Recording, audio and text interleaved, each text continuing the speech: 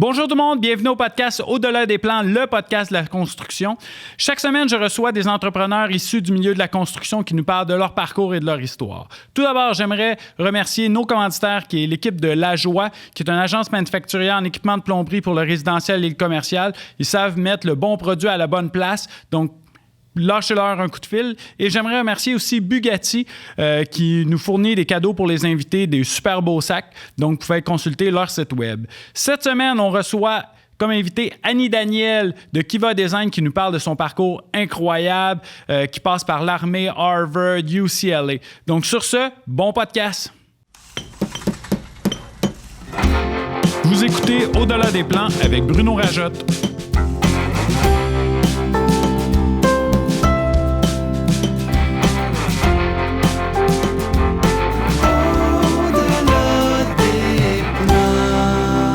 Le podcast de la construction.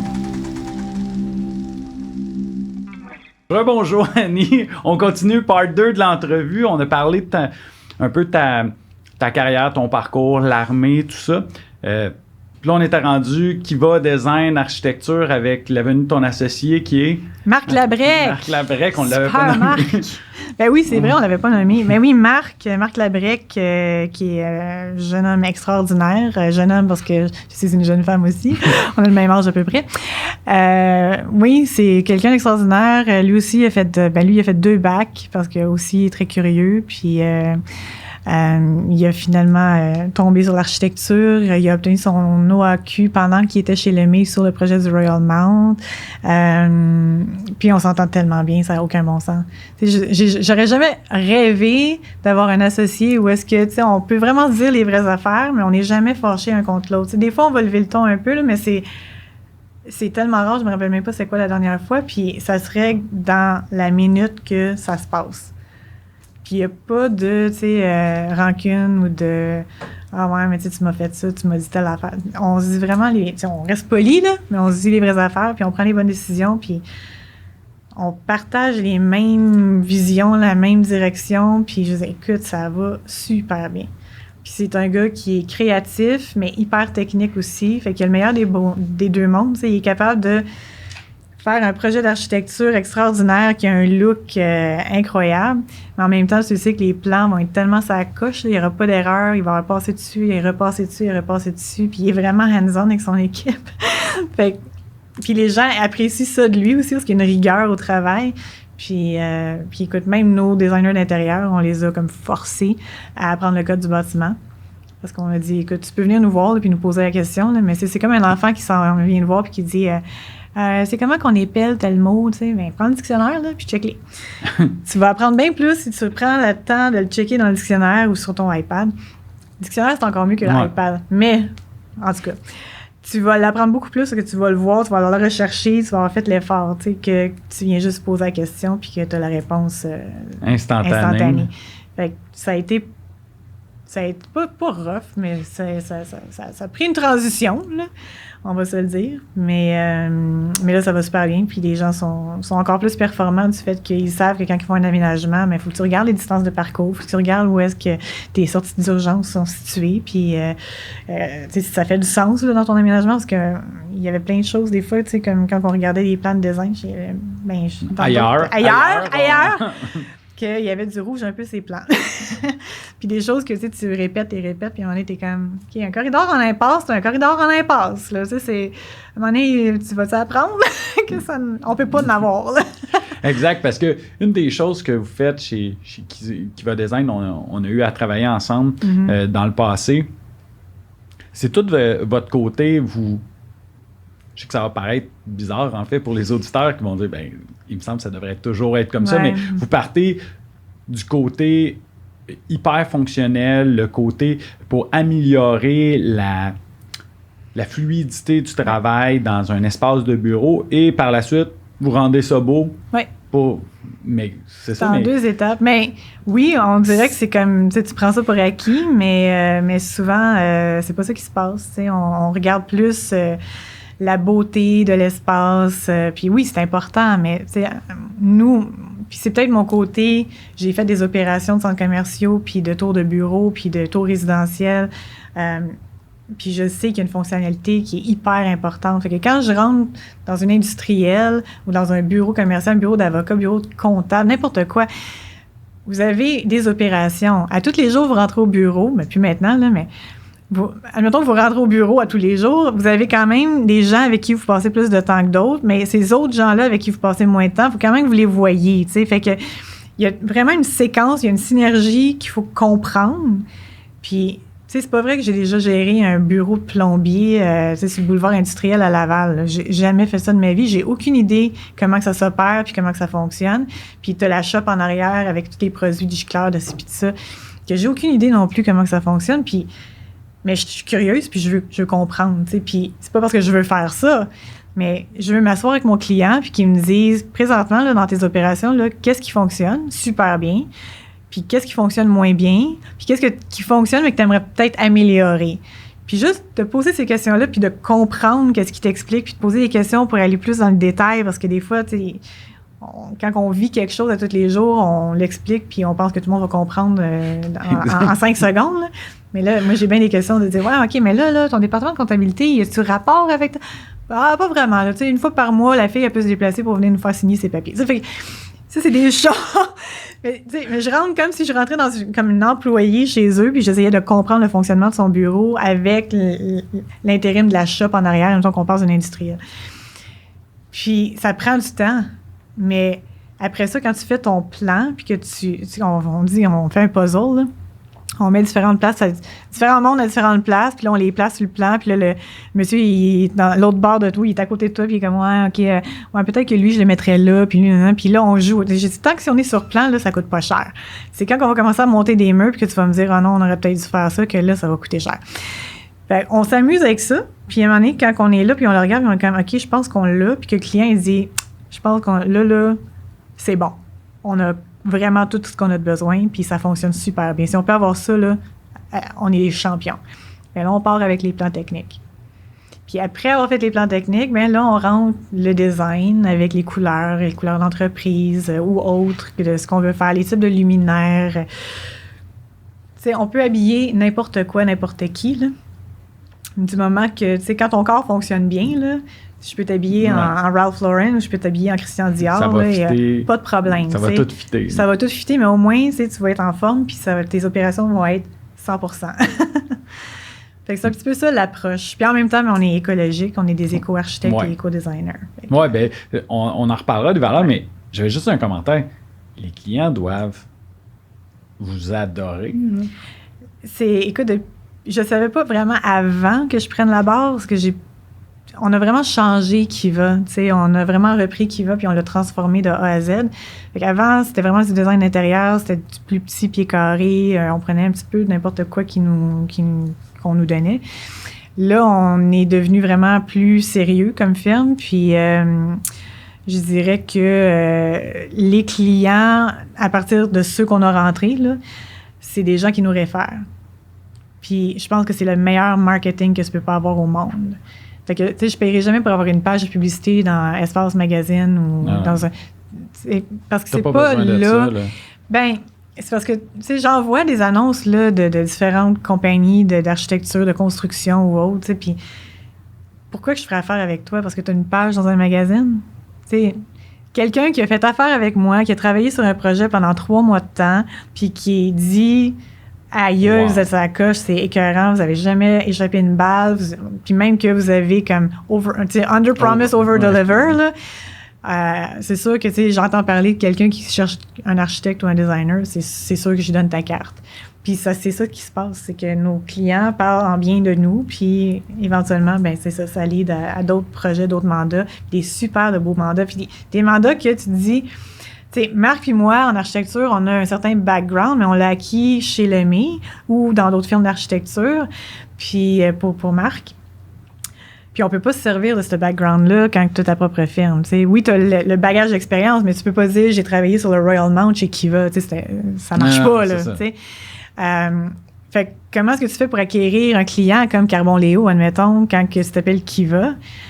Ben souvent, c'est ça. C'est quand tu as un client qui est super satisfait, qui a un super bon ami, qui travaille, admettons, chez Carbon Léo, je dis Carbon Léo, c'est n'importe qui, puis qu'il y a un projet, je sais pas, une nouvelle tour résidentielle à Montréal, ben il ouvre la porte.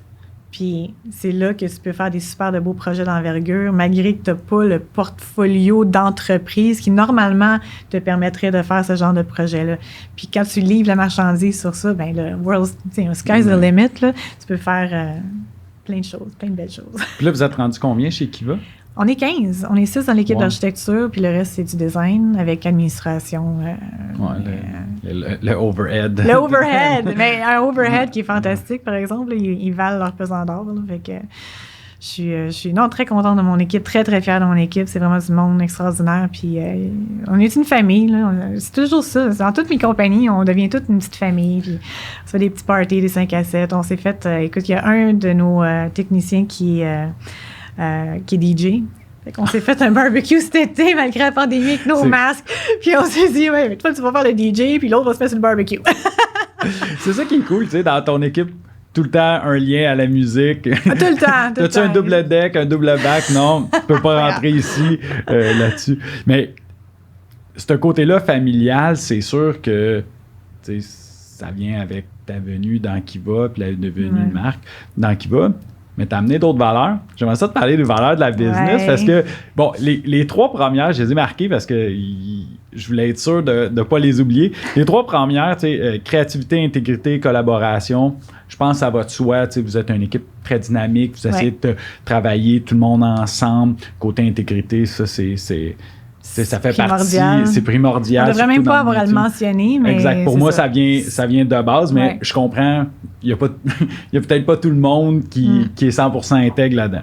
Mais la chose, te connaissant du côté personnel, autre que l'entrepreneur, j'ai bien aimé que tu marques respect et protection de l'environnement. Ouais. Ça, tu sais, c'est t'es quelqu'un qui est, on va en parler un peu plus là, de toutes tes implications au niveau des différents comités environnementaux et différentes associations, mais ça a dû être quand même un gros changement quand tu as apporté chez Kiva, tout le côté environnemental, puis ça a dû paraître dans tes projets. Là. Oui, c'est sûr. Ben écoute, les anciens propriétaires ne suivaient pas pantoute, là, parce que les autres étaient comme... Une vente, c'est une vente, là, puis s'ils veulent avoir du matériel fait en Chine sur des containers pas trop kosher, c'est pas grave.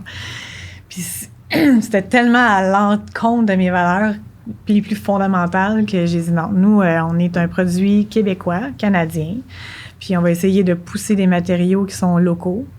On va aussi avoir des matériaux qui sont en respect de l'environnement. Fait que moi, des affaires de lac plein de poisons dedans, je mets pas ça dans mes designs. Puis si le locataire, ou si le client veut en avoir une table avec de la lac qui est empoisonnée, ben il peut l'acheter par après puis la mettre dans son design. Puis je vais laisser un espace sur mon plan pour qu'il puisse la mettre. Mais c'est pas quelque chose que moi, je vais spéquer sur mes plans de dire qu'il faut que tu achètes telle affaire. Pourquoi? Parce que, écoute, on a tous vu les récents rapports sur le changement climatique et où est-ce que s'en va l'avenir de la planète si on continue de rien faire. Ouais. Alors, c'est ça. Je pouvais pas avoir une firme d'architecture, de design, même le AI, on fait même pas de Bitcoin parce qu'on se dit c'est énergivore, comme ça se peut pas, fait qu'on veut même pas comme toucher à ça. La journée qu'ils vont trouver la façon de faire ça de façon un peu plus environnementale, on regardera ça à nouveau, mais pour l'instant, c'est ça. Puis le développement immobilier, bien, c'est la même chose. C'est Kiva qui fait les plans. Donc, on se dit toujours comment est-ce qu'on peut développer un terrain sans nécessairement... Un terrain, admettons qu'il y a des marais ou qu'il y a des choses avec des animaux ou des insectes ou des choses qui doivent être protégées là, parce qu'ils ont une fonction à faire. Puis si on leur enlève ça, bien, ils n'ont plus d'environnement pour vivre. On ne touche pas à ça. On touche tout simplement pas à ça. C'est quelqu'un d'autre qui va se salir avec ça. Nous, on veut pas. Fait que c'est vraiment... On travaille avec ce qu'il y a sur le terrain. On a un projet présentement que c'est une ancienne pépinière, puis on essaye de voir comment est-ce qu'on peut récupérer le plus d'arbres. C'est super beau, là. Comment est-ce qu'on peut travailler avec les arbres qui sont là, puis faire le bâtiment pour qu'on n'ait pas à couper puis à détruire ce qu'il y a là. Donc, vraiment de l'architecture qui fond dans son environnement puis qui respecte les proformas des développeurs aussi. Puis ça fait des super de beaux projets parce que des fois, ça te pousse à réfléchir. Tu te dis, OK, bon là, on peut pas faire un mur droit, il va falloir le faire en escalier parce que l'arbre a des branches. Puis c'est ça. puis on adapte à l'environnement plutôt que de dire on arrive là avec nos grosses machines puis on détruit tout. Puis je pense que c'est la seule façon de faire. Puis malheureusement, il y a presque personne qui fait ça. Mais nous, on s'en fait une valeur très profonde. Donc, Kiva, c'est sûr que c'est en respect total de l'environnement, parce que moi, c'est ce que je veux faire de toute façon. Je planifie ma retraite là, présentement là, pour que je puisse faire ça à temps plein, protéger l'environnement, aller sauver mes baleines et mes requins pris dans des filets de pêche abandonnés. Fait que c'est ça. Mais tu m'avais parlé aussi d'un projet, avec, tu sais, que parce que sur vos projets, vous essayez de récupérer le maximum. Tu te souviens-tu du projet je pense que c'était des sections de verre que vous aviez récupérées. Oui. Raconte-moi cette histoire-là. C'est un édifice à bureau à Ville-Saint-Laurent. Puis on avait un locataire qui... il n'y avait pas beaucoup de budget.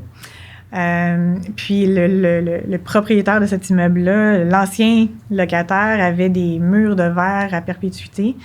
Mais ça ne correspondait pas aux tailles de bureau que le nouveau locataire voulait avoir. Fait que le propriétaire, on lui avait demandé, enlève tout ce que tu as, puis store-les ou mets-les en entreposage dans le bureau adjacent qui était libre. Puis on va essayer de voir comment est-ce qu'on peut peut-être récupérer ces panneaux de verre-là pour les faire fitter dans le nouvel environnement du nouveau locataire. Donc, on n'avait pas de frais de livraison, on n'avait pas de délai de livraison sur les panneaux de verre, on n'avait pas de coût d'achat parce qu'ils étaient là. Puis on a tout refait le bureau au grand complet avec des panneaux de verre. On a fait une salle de conférence magnifique avec des panneaux de verre. C'est sûr que, tu sais, la dalle est différente là, d'un endroit à un autre. Fait que si tu prends un panneau de verre qui est à un autre endroit, bien là, c'est sûr que tu as du fitting à faire. Puis c'est sûr que, tu sais, ta base, ça ne sera pas une petite base en stainless de 1/2 pouce, là, tu sais, toute cute. Tu vas peut-être avoir une base de 2,5 pouces, 3 pouces, parce qu'il y a du jeu à aller chercher dans cette base-là pour que le panneau soit droit, puis qu'il suive un peu, qu'il s'adapte à la dalle. Mais il ne coûte rien, c'est juste un petit peu plus de temps pour gosser. Oui, mais juste les panneaux de verre avec la pénurie, on en parlait juste avant de rentrer, la pénurie des matériaux. Ça sauve un temps. Ça sauve un temps fou. Ils sont déjà au chantier, même pas besoin de les monter. Non, c'est ça, exactement. On avait tout flagué avec des post-it, là, ceux qu'on voulait avoir où, dans quelle pièce. Fait que les gars étaient venus les prendre pour les mettre dans les bonnes pièces pour pouvoir les installer après. Puis je te dis, le plus gros de la job, ça a vraiment été de les fitter dans le coup de pied là, pour que les panneaux soient droits puis que ça bouge plus. Mais une fois qu'on a fait ça, c'était fantastique. Là, Écoute, le client était super satisfait, encore une fois, parce qu'il dit, écoute, ça m'a quasiment rien coûté à part du tapis puis de la peinture. On a fait de l'ébénisterie sur son comptoir réception, commandé des meubles. Fait qu'il y a eu des coûts là-dessus. C'est sûr que tu t'en tires pas, là. Ça te prend des meubles pour recevoir ton monde.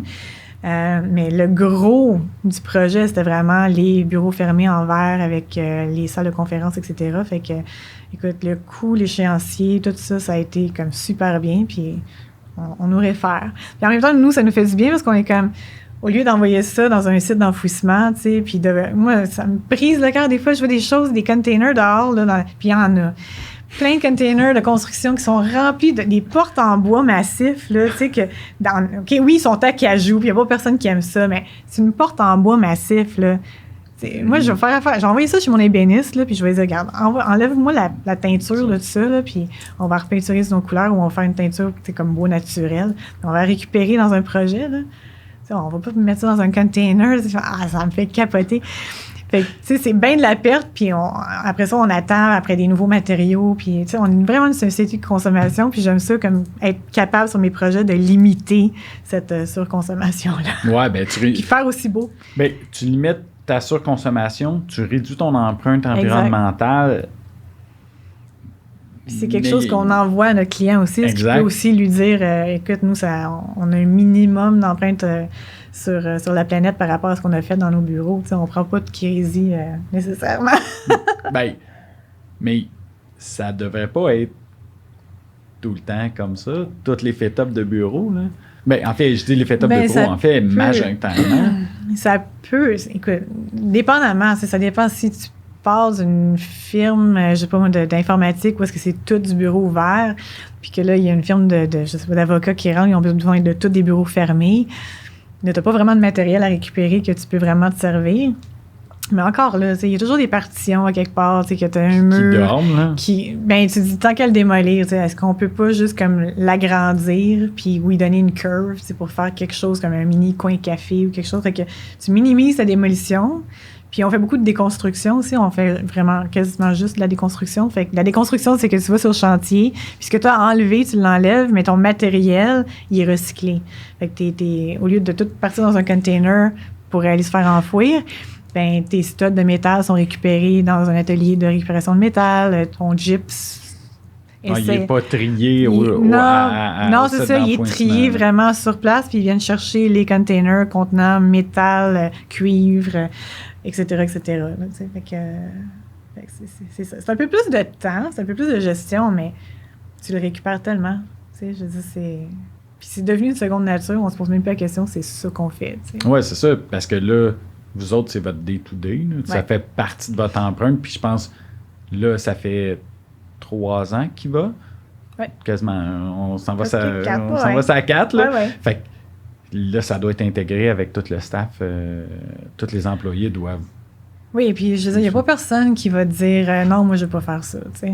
Tout le monde, de proche ou de loin, ils sont pas tous comme moi, là, où est-ce que je suis végane, puis je défends les animaux, puis j'essaye de limiter ma consommation de plastique. J'ai même dit à mon mari, c'est quand tu vas chez IGA ou ailleurs acheter des légumes, prends pas le motadine de zucchini qui vient dans un sac en plastique. Là. Il y a des zucchini à côté là, qui sont tout seuls, là, comme pas emballés. C'est ceux-là que je veux.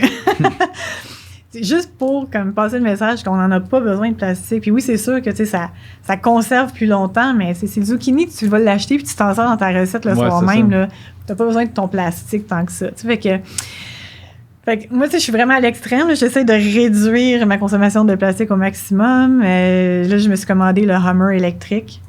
Fait que en 2022, 2022, je devrais avoir mon Hummer électrique. Parce que là, je pars d'un Wrangler. Puis là, je me suis dit, je suis végane. Fait que j'ai comme acquis le droit d'avoir un Jeep Wrangler. À cause de parce ton que mon empreinte écologique est moindre parce que je suis végane. Tu sais, je consomme pas de viande ni de produits animaliers. Puis je me suis dit, bon, le peu de gaz que je prends, parce que maintenant, en plus, on est en COVID, fait que je suis quasiment plus dans l'auto.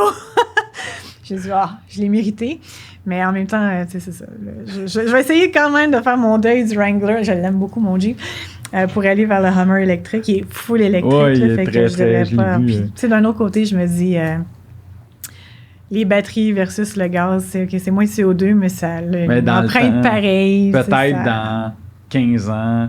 En fait, dans moins de 15 ans, je te garantis, je suis en train de travailler sur un projet de récupération de batteries de voitures électriques.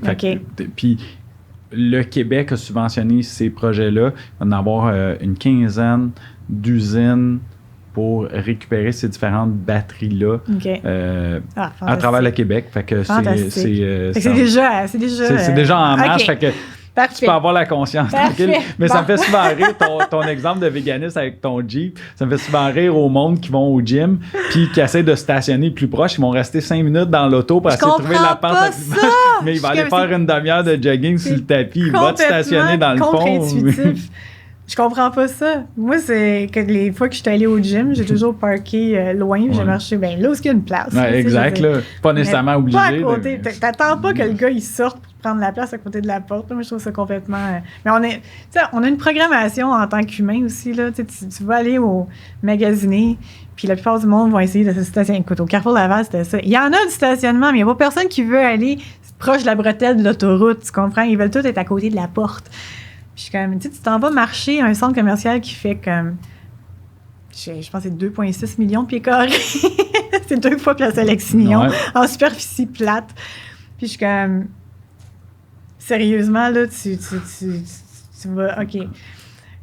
Tu vas faire ta marche à l'intérieur, mais tu ne veux pas marcher dans le stationnement. Il fait chaud. Il fait chaud, il fait 150 pieds dehors. Je sais que tantôt, tu m'as parlé de ton van life, mais peux-tu nous parler un peu des mini-maisons que tu as travaillé dessus? Oui, je trouvais ça super intéressant parce qu'il y a eu comme un trend là, où tous les constructeurs de maisons préfab où tout le monde voulait construire des mini-maisons. mauvais design. Tu sais, il y a laveuse, sécheuse, pas superposée, garde-robe. Il y a beaucoup de places de rangement. Puis là, moi, je suis comme... Mais mini-maison, ça veut pas dire aussi comme un peu minimaliste où ce que tu vas réduire tes espaces puis tes quantités de stock. Oui, sauf que, tu sais, pour avoir un Westphalia de 1992, je peux dire que les Allemands qui ont conçu le Westphalia, ils ont pensé à tous les petits pouces carrés d'utilisation possible d'espace à l'intérieur du véhicule. Fait que je me dis... Oui, tu as un espace restreint, il faut quand même que tu y vives, il faut quand même que ça soit agréable. Sinon, il n'y a pas personne qui achèterait des Westphalia, il n'y a pas personne qui achèterait des mini-maisons. Fait que ça prend un compromis. Tu sais, oui, tu as peu d'espace en pieds carrés, mais il faut quand même que tu aies une certaine fonctionnalité de dire, OK, je ne vais pas arriver avec mes 3 soutes à bagages, là, avec les enfants, les jouets des enfants. Parce que tu sais, quand tu t'en vas dans le bois, c'est pas parce que tu t'en vas dans le bois que tu vas vraiment jouer 8 heures par jour avec des vers de terre. Ça te prend tes bébelles puis tes cossins, puis... Ça prend de la place. Fait que de maximiser l'entreposage, le storage, d'avoir des garde-robes qui paraissent pas, mais que tu as une petite porte qui tu pèses dessus puis elle slide, puis tu as ton garde-robe dedans. C'est des choses que le monde apprécie. T'sais. Au début, ils disent tout, c'est un overkill, on n'aura pas besoin de ça. Là. Moi, j'arrive avec mon duffel bag, là, puis je pige directement dans le duffel bag. Puis à force d'utiliser la mini-maison, mais tu te rends compte que tous les storages, il n'y en a plus. Ils ont tout utilisé, il y a du Tupperware, toutes sortes d'affaires dedans. Ça finit tout le temps par se remplir, tu sais. Fait que si tu ne l'avais pas eu, je sais pas si tu l'aurais mis. Fait que c'est la fonctionnalité, encore là. C'est la fonction, puis après ça, on habille la fonction pour que ça soit agréable. Fait que oui, c'est des gens qui sont venus nous voir. Il y avait un beau projet de faire des mini-maisons parce qu'il y a un engouement pour ça au Québec, puis ils voulaient comme acheter des terrains, puis en construire quelques-unes pour peut-être les louer ou les vendre. Fait qu'on on a travaillé 3 modèles de mini-maisons, toutes en préfab. Mais avec des gens locaux, avec du matériel local, avec un look and feel très québécois. Là. On veut avoir la chaleur, mais on veut aussi avoir la modernité d'un environnement qui est plus contemporain, si je pourrais dire. Donc, on a fait un beau mix. Je trouve que ça n'a pas l'air d'une boîte, parce qu'il y en a beaucoup, malheureusement, je trouve que ça a l'air d'un container en métal qui ont percé pour faire des fenêtres, là, puis mettre une porte. Puis malgré qu'il est comme en métal noir à l'extérieur, ça a quand même l'air d'un container. Fait que nous, on a mis du métal à l'extérieur, noir mat, mais on a fait un beau jeu de bois aussi à l'extérieur. Puis il y en a aussi, c'est du métal, mais il y a une imitation bois ça a vraiment l'air du bois. Là. Donc, on a joué avec ça, puis les hauteurs de plafond. Donc, le seul hic en faisant des mini-maisons, c'est vraiment le transport. Il faut juste que tu penses à tes dimensions quand tu le mets sur le flatbed. Pour l'amener là où est-ce qu'il doit être installé. Mais une fois que tu as... Première étape qu'on a faite, c'était ça. C'est quoi les mesures qu'on a le droit dans les municipalités, les hauteurs maximales qu'on a le droit en dessous des ponts et des passerelles. Puis une fois qu'on a eu ça, on a travaillé dans cette boîte-là pour la rendre la plus cute et la plus fonctionnelle possible. Puis ça va super bien. Ça se vend. Je pense que la première ou deuxième semaine qui ont lancé ça, il y avait 87 personnes sur la liste d'attente. Wow! Paf! Puis en plus, tu as dû choisir plein de matériaux. Ouais. Super éco.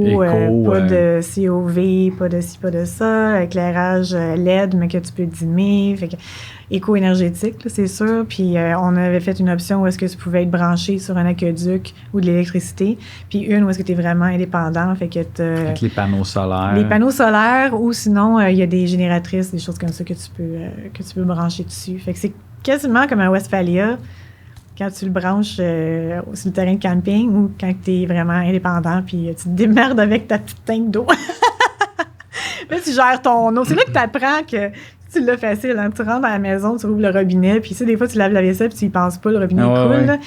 Moi, j'ai vraiment cette conscience-là parce que même prendre ma douche, je prends ma douche, je ferme la douche le temps que je me savonne, puis je rouvre la douche après. Il y a bien des gens qui sont comme, moi, je suis pas capable, j'ai frette, j'ai une petite grouille. Mais c'est comme c'est de l'eau que tu économises. Tu n'as pas besoin qu'elle coule pendant que tu te savonnes. Tu n'es même pas dedans. C'est qu'elle coule pour rien. Puis, mais je suis rendue là. T'sais.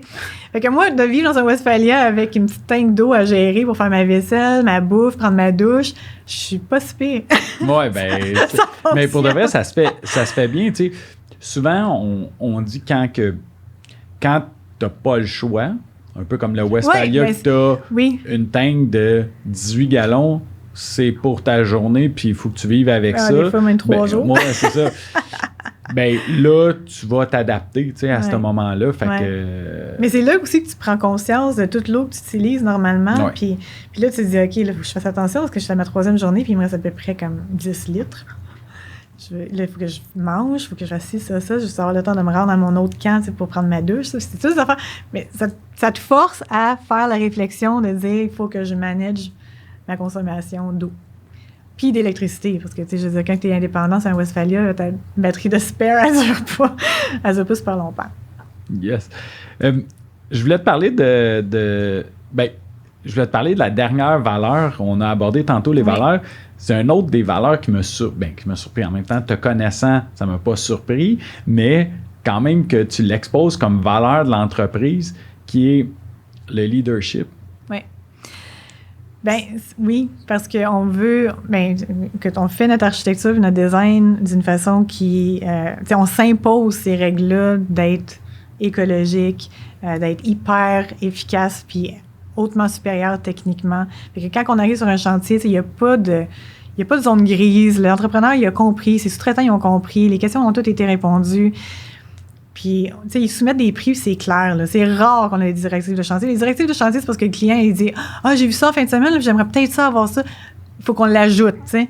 Mais les directives par rapport à ce qui se passe sur le plan, là, parce qu'il y a eu une erreur ou omission, là, ou que l'ingénieur nous a pas parlé, puis que... Écoute, on regarde même les plans d'ingénierie pour s'assurer que les plugs sont à la bonne place. On veut vraiment pas avoir d'erreur. On veut pas... Tu sais, on veut que ça roule. Puis avec les échéanciers puis les budgets qu'on a plus aujourd'hui, là, ça prend ça. Là. Tu peux plus te permettre d'avoir des dépassements sur l'échéancier puis sur le budget. Là. Fait qu'il faut vraiment être tête, puis c'est ça, on met tout là-dessus. Fait que leadership, oui, c'est vraiment de devenir des leaders dans ce type d'architecture, de cette façon de concevoir des espaces avec l'environnement en tête, tout en respectant le budget, échéancier et autres, puis en faisant en sorte que notre client soit super satisfait. Puis leadership, parce que c'est sûr qu'on essaye de travailler l'intelligence artificielle pour qu'éventuellement, on devienne encore plus rapide, plus efficace, encore moins d'erreurs. Malgré qu'il y en a pas, parce qu'on les revise tellement les plans qu'on les sait par cœur. Mais en ayant une couche d'intelligence artificielle qui est capable de, tu sais, comment est-ce qu'on disait ça? C'est un fresh look, là. C'est comme quelqu'un qui n'a pas travaillé sur ton projet. Des fois, on fait ça entre les équipes. Ouais. Souvent, on fait ça. Je vais te passer mon set de plans, là, puis donne-moi le tien, là, puis je vais regarder tes affaires, puis moi, je vais peut-être trouver des choses que toi, tu le vois même plus. Parce que t'es trop dedans. Tellement dedans, c'est ça. Fait que ça nous aide aussi à relever des petites affaires de temps en temps, mais d'avoir un AI qui est capable de faire ça aussi, ça va juste être comme malade. Puis, tu sais, quand tu es capable de répondre à un développeur immobilier, puis de dire, ta parcelle de terrain, tu sais, il me donne son numéro de cadastre, là, puis 48 heures, parce que je veux vraiment le regarder puis me poser des questions à savoir si c'est vraiment la bonne affaire, là. Fait qu'on prend 48 heures, mais normalement, 4 heures, on a l'information, là. C'est juste que l'humain en arrière, on veut juste être sûr qu'on va pas mettre quelque chose à la table que c'est pas vrai. Fait qu'on prend le temps de vraiment tout l'analyser, mais 48 heures plus tard, là, tu as ta réponse, tu as ta volumétrie, tu sais c'est quoi que la municipalité peut te permettre. Puis on peut même, nous, aller checker le rezonage, là, où est-ce qu'on pourrait peut-être pousser pour aller chercher un peu plus. Mais puis tu as ton étude de marché que, tu sais, les banques l'acceptent pas, là, parce qu'ils disent t'es pas CBRE, t'es pas Colliers, puis on te connaît pas. Mais quand tu compares des études de marché que j'ai vues avec ce que nous, on a sorti avec nos rapports, c'est pas mal similaire, là. Ça fait qu'on est rendu pas mal là. Puis c'est du live data. Ouais, c'est ça. Fait que c'est pas des affaires que tu as pris de il y a 10 ans, 5 ans, dernier recensement, puis... en plus de la rapidité, c'est accurate. Ouais. Puis l'autre chose, c'est que, tu sais, la pire chose pour un développeur, genre, avec EMD Construction, il y avait la portion bâtiment, dont j'ai travaillé avec Pat Neon à ce moment-là. Oui. Puis, tu sais, la pire chose, c'est que tu regardes un site, tu travailles un mois de temps. C'est beaucoup d'argent, c'est beaucoup d'investissement de temps. Admettons, tu sais, 2-3 semaines, tu fais ton due diligence préliminaire que j'appelais. Puis là, tu arrives, puis là, tu fais pas le bon site. Oui. Moi, j'étais en équipe construction. OK, c'est pas celle-là, donne-moi un autre. Là.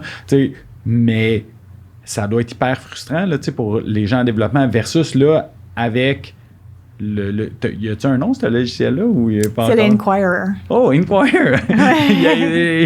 Ça commence à sortir. Fait que là, l'Inquirer, tu sais, dans le temps de le dire, tu regardes un site, non.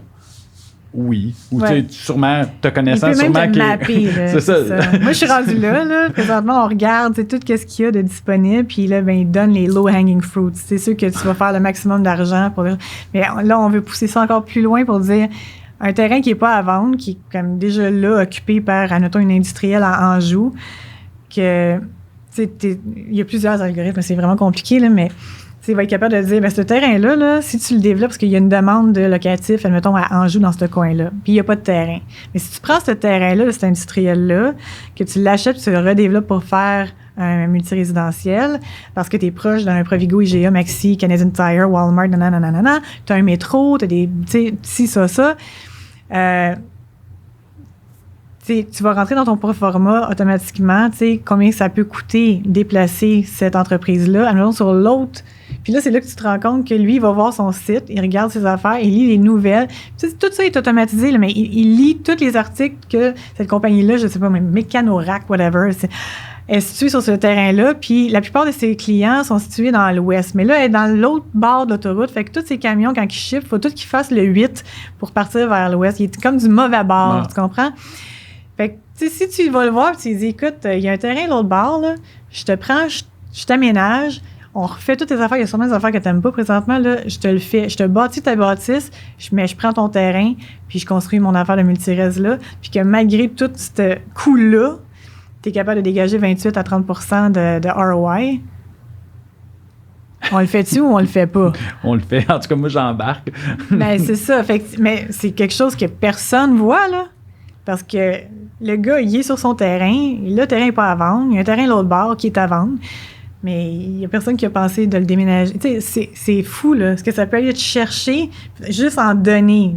C'est les valeurs du terrain, la proximité des choses, qu'est-ce qu'on peut faire? Ben, il n'est pas à vendre, mais tout est à vendre. C'est un petit peu ça, la donnée algorithmique qu'on a mis là, comme, sur un des layers de la plateforme. Puis des fois, ça sort des affaires que t'es comme « Oh my God! » Oui, c'est ça. Sûrement qu'il y a des affaires puis là, que t'aurais pas vu, que le logiciel, à cause du knowledge... Oui, puis lui, il est pas barré parce qu'il se dit je vais te le dire. Il n'y a pas de limite, là. Puis au pire, tu vas me dire « Non, ça marchera pas. Ça c'est STM, ça va être compliqué. » tu sais. Exact. Admettons, tu sais. Fait que là, mais lui, il sait pas. Il dit, regarde, ça, c'est un super de beau terrain. Il est super bien localisé. T'as ci, t'as ça au alentour. Fait que ça, c'est le parfait terrain pour faire ce que tu veux faire. Puis il y a une demande, en plus, de résidents pour aller vivre à cet endroit-là ou travailler à cet endroit-là. Mais ça prend toujours le layer humain. C'est ça que je dis. Fait que c'est pour ça que j'ai pas peur du AI, parce que je me dis, ça va toujours... En tout cas, pendant un méchant bout, on va avoir besoin encore de l'interaction humaine. Parce que ça t'apporte plein de choses, mais tu as quand même une connaissance. Ils font du machine learning, mais ils ne sont pas encore rendus à recréer un cerveau humain. Puis Yoshua Bengio, ça fait comme 4 ans que je vais voir ses speeches, puis en 4 ans, il n'a pas encore évolué, même ses affaires. Fait que je suis comme, c'est cool, là, mais... Ben, moi, je pense pas qu'il faut en avoir peur. Je pense qu'il faut l'utiliser. C'est un outil, puis en fait, c'est un outil qui peut juste nous rendre plus puissants.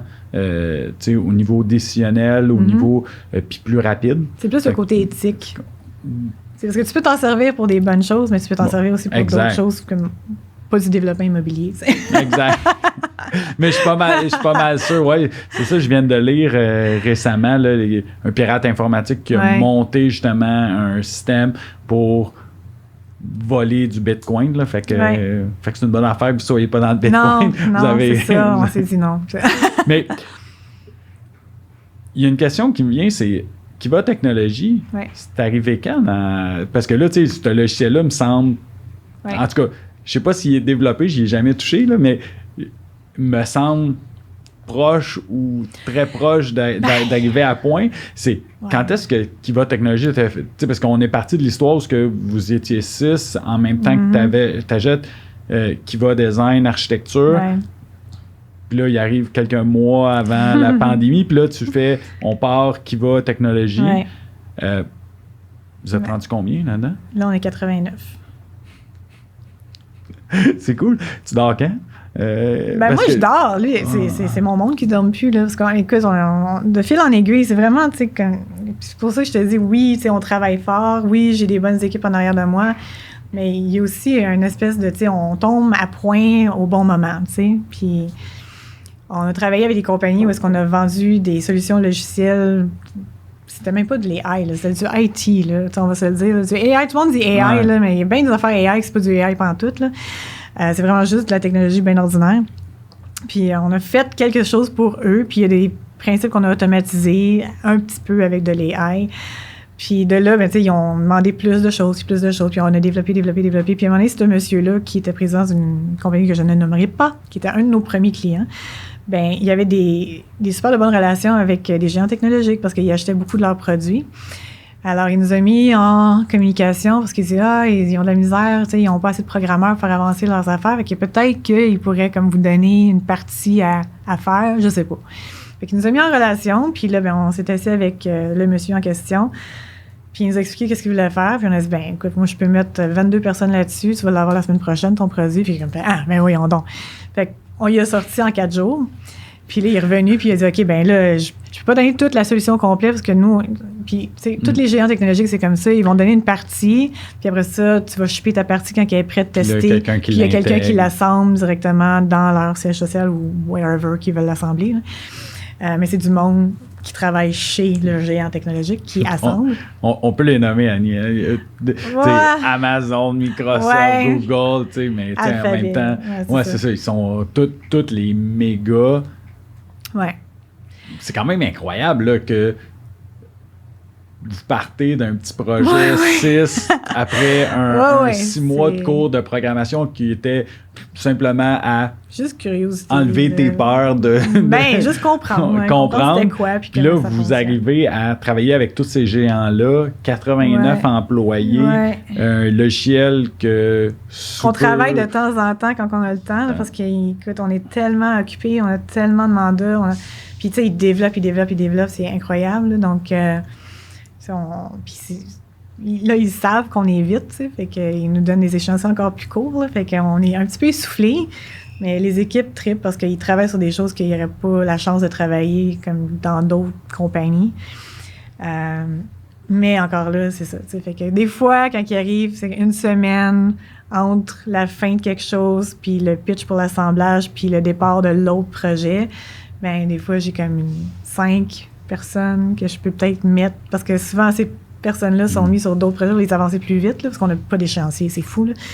Fait que des fois, j'ai 3 à 4, 5 personnes que je peux mettre sur mes bébelles. On a même des robotiques. Là. À un moment donné, j'avais parlé avec Albert Jean, j'ai comme fait... J'ai un robot, là. On a parti de loin. On est allé chez Walmart, on a acheté, tu sais, un robot télécommandé. C'est un truck télécommandé pour enfants, là, mais c'est quand même cher, là, tu sais. C'est un enfant de 12 ans là, qui peut opérer ça parce qu'il y a bien des pitons, tout le kit. Mais il allait dans toutes les directions possibles, puis en tout cas, sa base de circulation était super bonne. Fait qu'on a parti avec ça, on l'a acheté, on a tout enlevé ce qui était truck dessus. On a installé une caméra Faro 3D, puis on a dit, OK, si on le dirige, puis on le géolocalise dans l'espace, puis que, tu sais, admettons qu'on veut faire, je sais pas moi, surveillance de chantier, OK?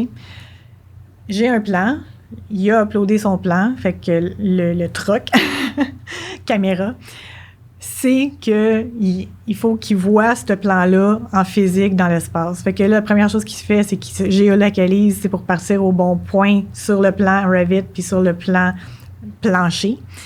Puis après ça, ben il scanne pour voir, tu sais, où est-ce que les murs ont été montés pour s'assurer qu'ils sont vraiment aux bonnes positions par rapport au plan.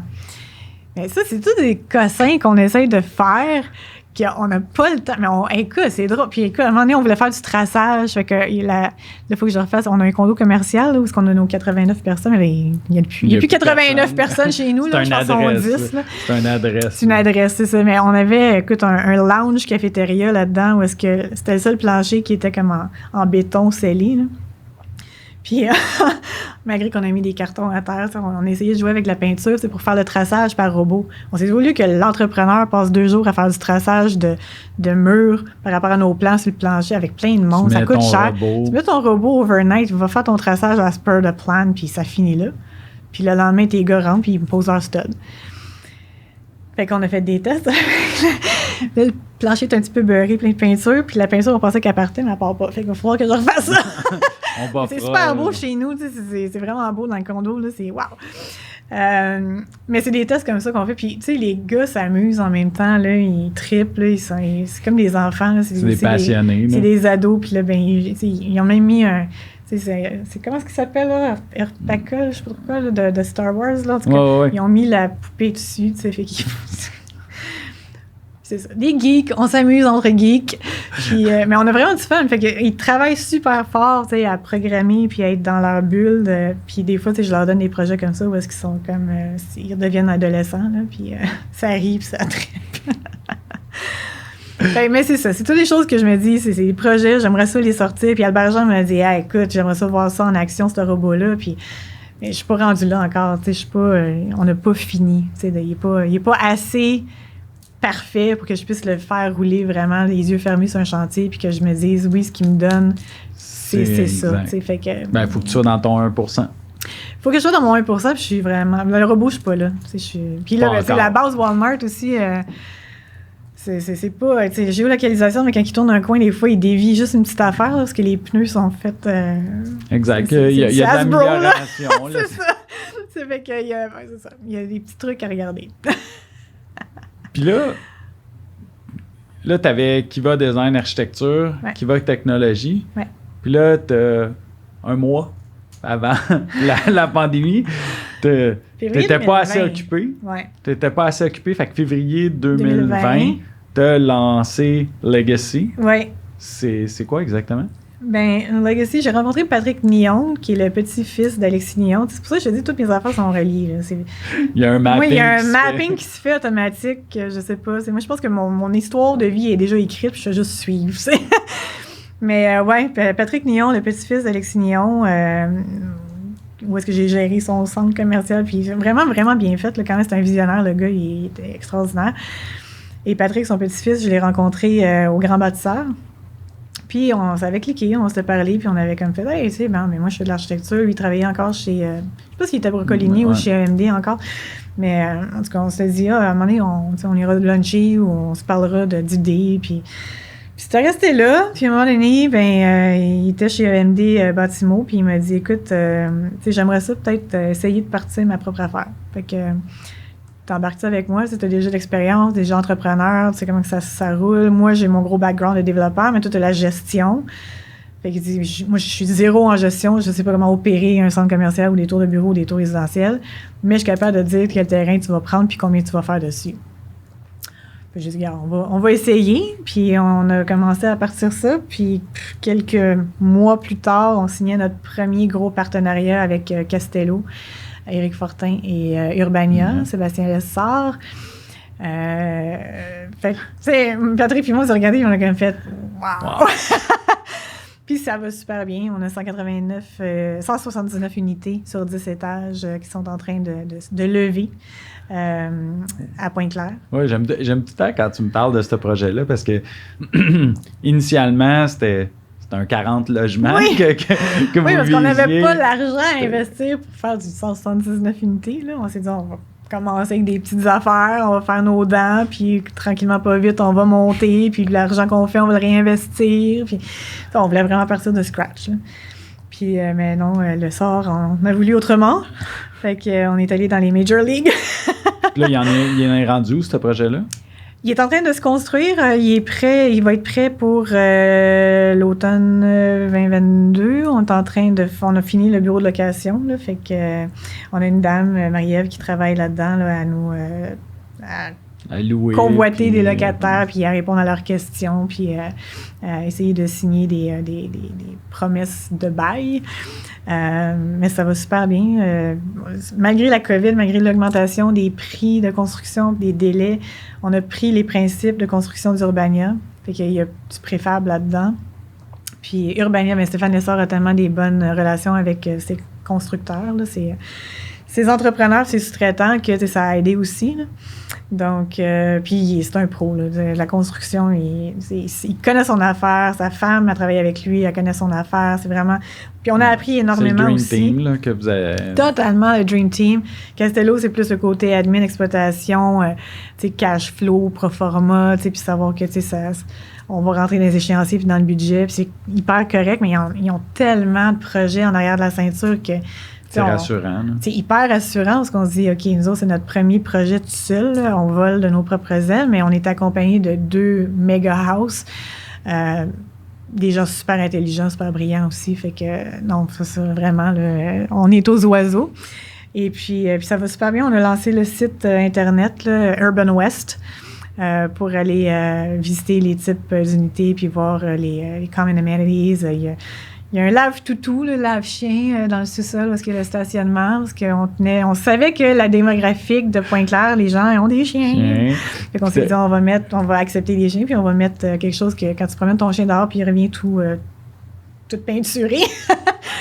Ben, t'as un lave-auto, t'as un lave-chien dans le stationnement, donc tu peux ne pas beurrer ton appartement avec tes tapis blancs.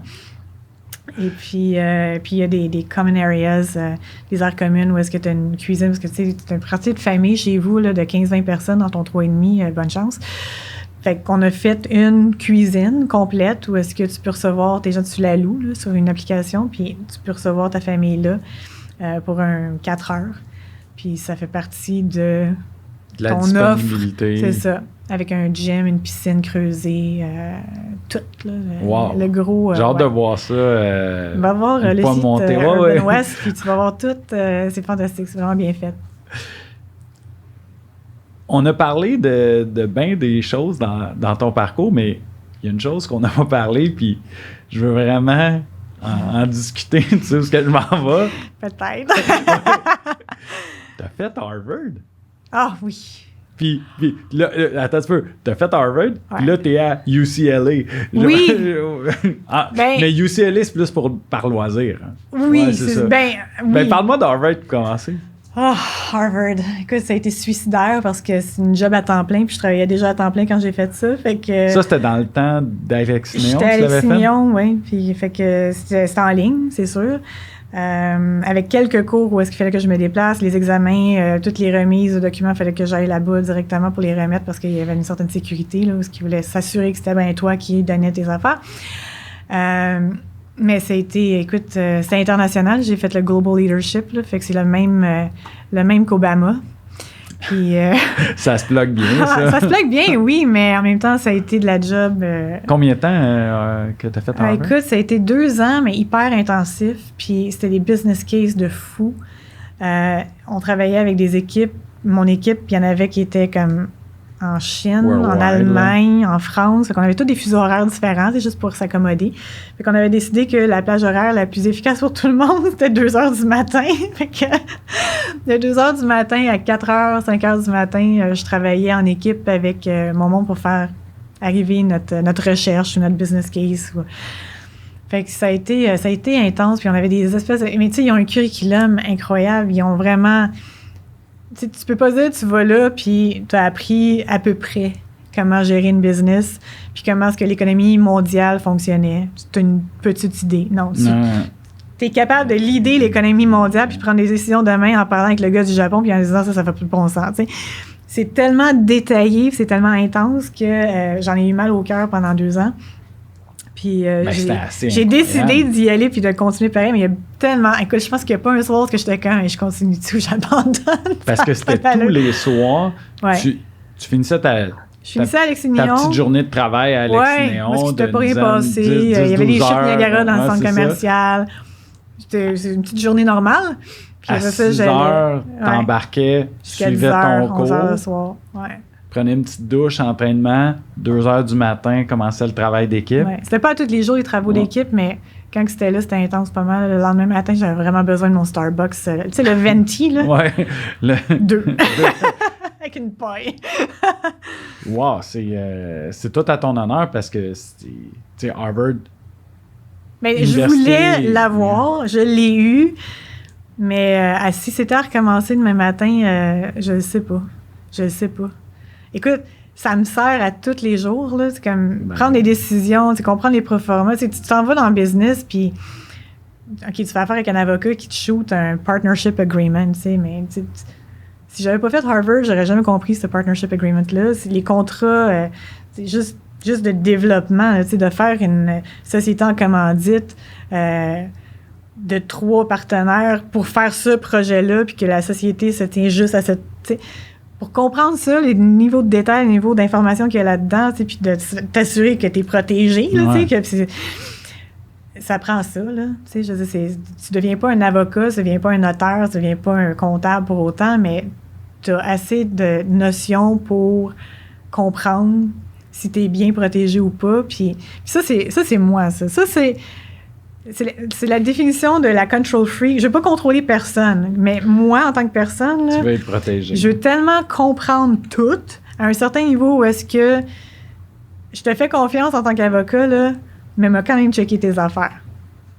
T'sais, je t'engage comme avocat, là. J'ai pas le choix de t'engager comme avocat, mais je vais checker tes clauses, puis ça se peut que je te casse sur une coupe, puis que c'est arrivé dans plein d'affaires où est-ce que j'étais comme, mais t'as oublié telle affaire, là. Puis là, ben, ça, on avait parlé, puis c'est pas nulle part. Ah, ouais, OK, je vais demander à mon adjointe de le rentrer. Chris, c'est toi qui travailles là-dessus ou c'est ton adjointe? C'est ça. Control freak total. T'sais. Ben, mais en même temps, tu peux le voir comme un défaut en disant tu me fais pas confiance, mais en même temps, de l'autre bord, t'es à ton affaire, là. Mais c'est parce que c'est ton argent aussi, c'est tes intérêts, c'est ta réputation, c'est tout, là. Fait que tu dis... Puis tu sais, j'ai eu des expériences aussi dans le passé, là, que tu engages un avocat, puis que tu lui fais confiance, puis tu dis, il est à l'université, il a eu son barreau, il doit savoir où il s'en va, puis il y a des choses qui sont oubliées, puis il y a des choses qui sont pas bien écrites, puis il y a des choses qui portent à confusion. Puis t'es comme, OK, mais à 150$ là, ou à 250$ ça serait le fun que ça soit le fun que j'avais pas besoin de te dire qu'il manque ça, tu comprends? Puis à cause de ça, c'est quelque chose qui m'a tout le temps suivi dans toute ma vie, puis même dans Kiva, tu sais, je veux que mon client, ça soit parfait. Je veux que mon chantier soit parfait, je veux que mes plans soient parfaits, je veux checker ce que les ingénieurs ont fait pour m'assurer que ça correspond à ce qu'on a sur nos plans, pour pas qu'il y ait d'ambiguïté, puis qu'il n'y ait pas de « Ah, mais l'ingénieur, il l'a montré à 46 pouces sur son plan. » OK, mais moi, mais nous autres, on fait l'électricité, fait qu'on se fie au plan de l'ingénieur. Fait que j'ai catch ces affaires-là avant le chantier, tu comprends? Fait mais ça, c'est mon control freakism. Ben, tu sais, en bout de ligne, il y en a, ils vont dire control freak.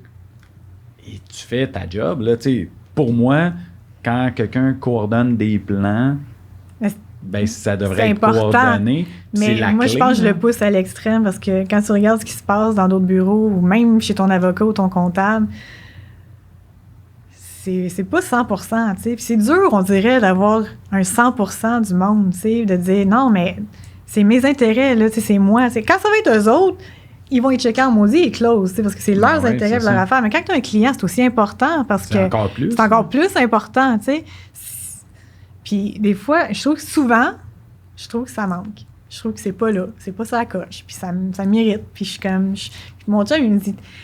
T'es pas mal souvent en maudit. Je suis comme, oui, je sais, parce que, tu sais, j'aimerais ça que, tu sais, il me semble, j'aimerais ça ne pas avoir à y penser, mais je suis obligée d'y penser parce que j'en pogne encore des erreurs, tu sais. Puis j'ai fait affaire avec une fille de marketing à un moment donné pour, tu sais, avoir une lettre, là, super...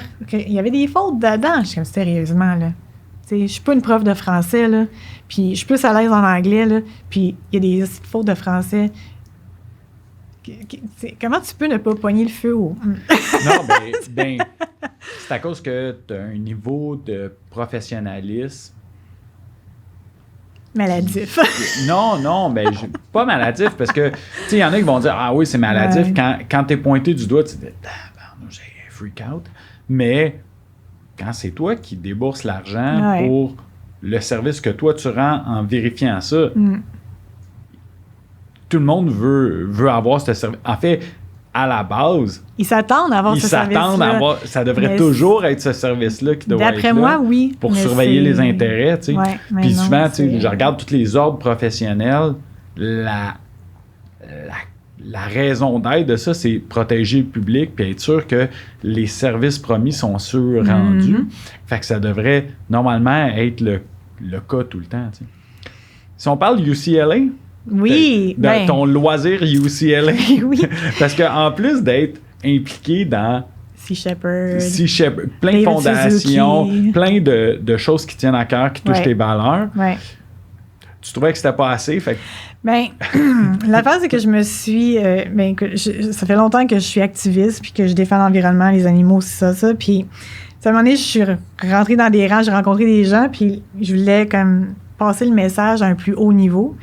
Puis là, il fallait que je m'entoure d'experts, puis il fallait que moi, je parle à titre d'expert, mais je suis pas expert, fait que je pouvais pas faire ça, mais j'avais quand même du knowledge pour parler comme... Puis qu'il y a des gens qui étaient comme, ah oui, ça, c'est l'expert. J'étais comme, non, aucun diplôme en marine biology, rien, là.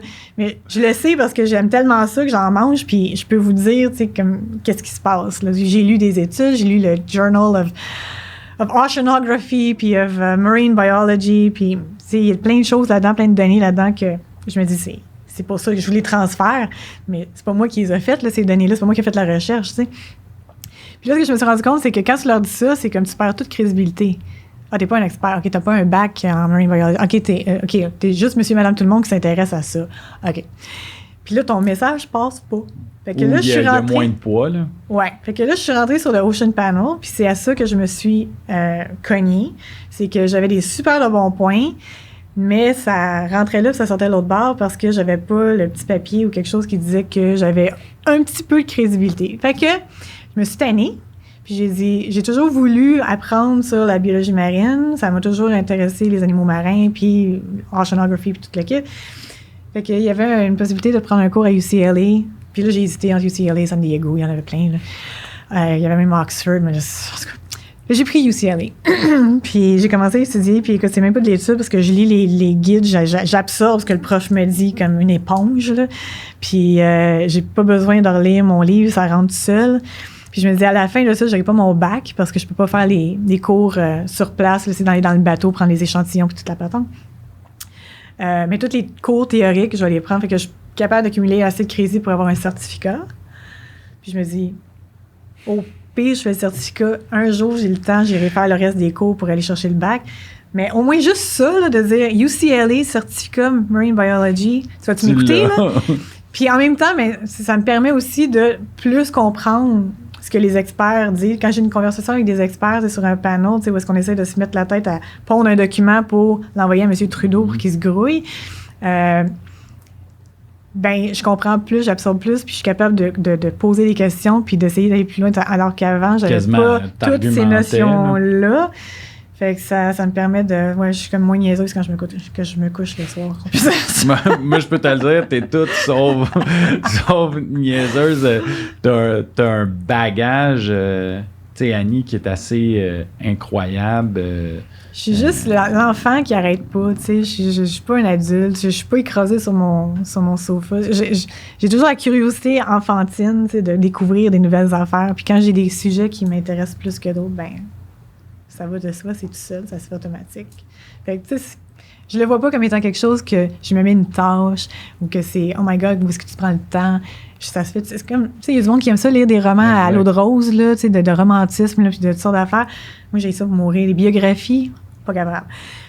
Fait qu'au lieu de lire des livres le soir, ben, je lis Marine Biology, puis je fais mes cours en ligne, puis je réponds à mes questionnaires, puis je fais mes examens, puis c'est ça. T'es incroyable. Ça a l'air tellement... Tu sais, les auditeurs vont me dire, ça a l'air tellement facile et pourtant, hey, t'en abats du stock par jour. T'as fait avancer des affaires, puis là, tu sais, avec le IT qui va technology, qui s'en vient avec quelque chose qui va être solide. Un jour, ça s'en vient. J'aurais une dernière question pour toi. Ouais. Dans tout ça, de quoi t'es le plus fier? Tout. Je suis fière de tout. Je veux dire, tous mes accomplissements, tous les gens que j'ai rencontrés, toutes les équipes qu'on a montées. Et j'ai du fun partout. Moi, c'est ça l'affaire, c'est que, tu sais, je peux pas dire que je travaille. Non, tu travailles pas. Je me lève le matin et j'ai du fun. Je me lève le matin, je vois mon fils qui me fait un gros sourire, ça part ma journée, là, vraiment super. Puis c'est un super de bon bébé. En plus, il est super cool. Fait que, tu sais, ça part ma journée de mon côté, puis là, mais quand je le drop à garderie, je m'en vais au travail, que ce soit IT, que ce soit design architecture, que ce soit legacy, j'ai du monde avec qui j'ai du fun, tu sais. Fait que, équipe, on rit, on a du fun, on travaille super fort, on est hyper dur envers nous-mêmes, mais on arrive à avoir du fun puis à se dégager vraiment, tu sais, comme... T'arrives pas chez vous fatigué, drainé, parce que... Ben, t'as eu du fun. T'as eu du fun toute la journée. T'es on vacation à tous les jours. Dans un resort, OK, tu travailles un peu au resto, là, en prenant un petit verre, là, mais le reste du temps, t'es à l'hôtel avec ta gang, là, tu sais, c'est pas vrai. Non, mais c'est comme ça. C'est pas lourd, c'est pas pesant, c'est pas chiant, c'est pas... On a hâte de se voir la face, puis de travailler ensemble, puis de... C'est ça, faire avancer nos projets. Puis on réussit tellement bien aussi, ça, c'est encourageant, parce que toutes les équipes voient le succès qu'on remporte. Qu'est-ce qu'on a remporté au fur des... On a remporté Grand Prix du design en 2019. Ça faisait 1 an qu'on était chez Kiva, là. 2019, pouf, on tombe. C'est incroyable. Fait que c'est ça. Fait que non, je suis pas fière de un plus que l'autre. Je suis fière de mon fils. Ouais. Mais, non, mais tu sais... En tout cas, moi, je suis fier de toi. Et moi de toi. Que toi aussi, il faudrait qu'on fasse entrevue. Un mané, je vais être l'autre bord.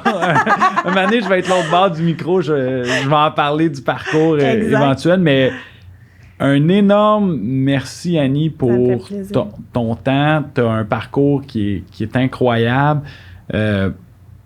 Puis merci beaucoup de l'avoir partagé. Je suis pas mal sûr que les auditeurs vont vouloir te contacter parce que... Puis tu sais, prenez la peine d'aller prendre un café avec elle. Yes. Vous allez voir, c'est incroyable. Fait que un énorme merci. Merci à nos commanditaires, La Joie, Watts, ainsi que Bucati pour le cadeau, pour les invités.